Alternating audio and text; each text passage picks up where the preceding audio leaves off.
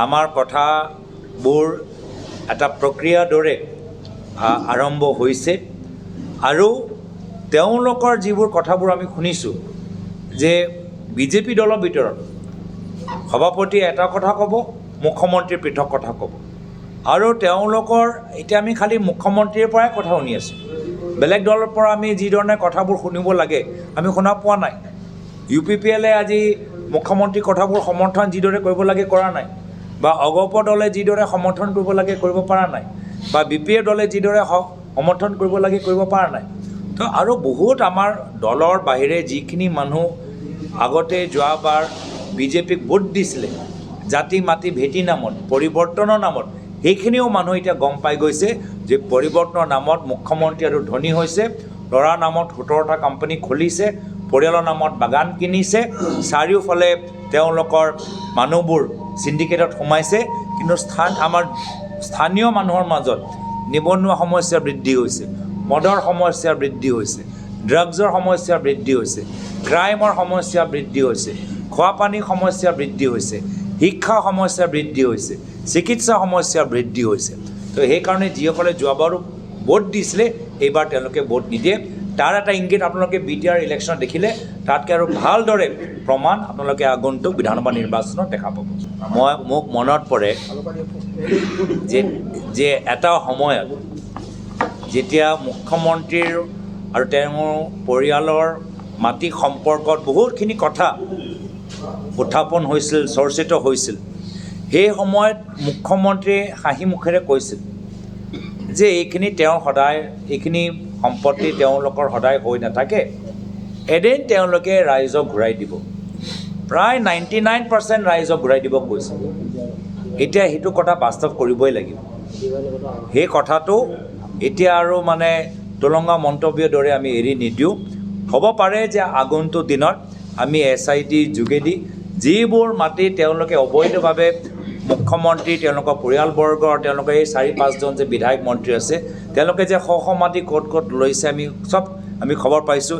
সেইখিনি মাটি তেওঁলোকৰ পৰা লৈ আমি জনসাধাৰণৰ মাজত আমি বিতৰণ কৰিব লাগিব আৰু জনসাধাৰণক সেই মাটিৰ অধিকাৰ তেওঁলোকক দিব লাগিব। এই ধৰণৰ অন্যায়, অহংকাৰী, অত্যাচাৰী চৰকাৰ আমাৰ অসমীয়া ৰাইজ আৰু নিবিচাৰে। আৰু মই ভাবোঁ যে বহুতে ভাবে যে কেনেদৰে অসমৰ ৰাইজ, য'ত মুখ্যমন্ত্ৰীৰ ওচৰত ধনবল আছে, বহুবল আছে, অসমৰ ৰাইজে কেনেদৰে এনেকুৱা এটা অপশাসনক অসমৰ পৰা বিদায় দিব পাৰিব। আৰু মই 100% আত্মবিশ্বাসেৰে ক'ব পাৰোঁ যে অসমৰ ৰাইজে আগন্তুক নিৰ্বাচনত সমগ্ৰ ভাৰতৰ ৰাইজক শিকাই দিব যে স্বাভিমান কোনো ধন বা কোনো বহুবলৰ আগত হাৰ মানি নলয়। যেতিয়া স্বাভিমানী ৰাইজ একত্ৰিত হয়, যেতিয়া বিবেকবোধটো একত্ৰিত হয়, তেতিয়া স্বাভিমান, আমাৰ ভৱিষ্যলৈ যে আমাৰ চিন্তা, আমাৰ বিবেক, সেই লৈ আমি অহংকাৰ, অন্যায়, ধনবল আৰু বহুবলক আমি পৰাজিত কৰিব পাৰোঁ। মই বাট চাইছোঁ যে কেনেদৰে অসমৰ স্বাভিমানী ৰাইজে এটা সাহসৰ বাৰ্তা সমগ্ৰ ভাৰতৰ জনসাধাৰণক আগন্তুক নিৰ্বাচনত দিব পাৰে যে কেনেদৰে আমি অহংকাৰক পৰাজিত কৰিব পাৰোঁ। ৰামায়ণ মহাভাৰতত আমি শিকিছোঁ যে অহংকাৰৰ পৰাজয় হয়। অসমৰ জনসাধাৰণ আগন্তুক দিনত এটা আধুনিক এটা উদাহৰণ হ'ব যে কেনেদৰে ৰাইজ একত্ৰিত হ'লে অহংকাৰী শাসনত পৰাজিত কৰিব পাৰে।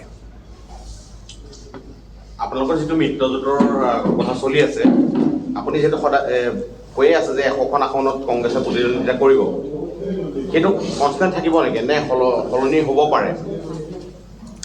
এতিয়া আমাৰ কথা, আমি এটা কংগ্ৰেছে নিজৰ কথাখিনি আমি ক'লোঁ, আমাৰ এই দলৰ ভিতৰত গোটেইখিনি কথা আলোচনা কৰাৰ পিছত আমি কথাখিনি আমি সকলোকে অৱগত কৰিলোঁ আৰু এটা ছিষ্টেমত আমাৰ প্ৰক্ৰিয়াত যি প্ৰক্ৰিয়া আজি তাৰিখত কামখিনি আগবাঢ়ি গৈছে সেই প্ৰক্ৰিয়া লৈ মই সন্তুষ্ট। কেতিয়ালৈ আমি আনুষ্ঠানিক ঘোষণা শুনিবলৈ পাম? 20 তাৰিখলৈকেতো আমি নিজৰে প্ৰাৰ্থীবোৰ আমি দাবীবোৰ লৈ আছোঁ, এপ্লিকেশ্যনবোৰ। তো 20 তাৰিখ আগতো নাপায়, আমাৰ 20 তাৰিখলৈকেতো আমাৰ এপ্লিকেশ্যনবোৰ আহি আছে। আমি তাৰ ভিতৰত আমি চাম। কি ক'লে? এটা যে স্পেচিফিক ডেট এটা যদি কয়। নাই, সেইটো ডেট মানে আমি যদি বিচাৰোঁ তেতিয়া মই ভাবোঁ এই মাহৰ শেষৰ ভিতৰতো হ'ব পাৰে, কিন্তু এইটো সময় ক'ব। সময় যিকোনো খবৰৰ বাবে যোগাযোগ কৰক আমাৰ এই নম্বৰত 9181 307 2221।